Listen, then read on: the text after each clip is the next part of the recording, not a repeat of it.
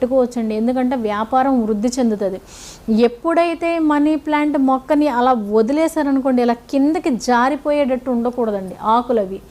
ఎప్పుడైతే ఆ మొక్కని ఒక మధ్యలో ఒక కర్ర పాతో లేదంటే ఒక తాడు కట్టో మీరు పైకి పాకేటట్టు కనుక పెట్టినట్టయితే చూడండి, ఎప్పుడైనా సరే మనకి అదేంటి ఎలా ఉండాలి అని అంటే కలలో కూడా నుచ్చున కనిపిస్తే శీఘ్రంగా పైకి వస్తాము అని అంటారు. అలాగే మనీ ప్లాంట్ మొక్క ఎప్పుడైతే చక్కగా తీగలతోటి అల్లుకుంటూ పైకి పాకుతుందో ఆ ఇంట్లో ఉన్న లక్ష్మీదేవి కూడా వృద్ధి చెందటం, అంటే డబ్బు అనేది నిలబడటం అనేది ఉంటుంది.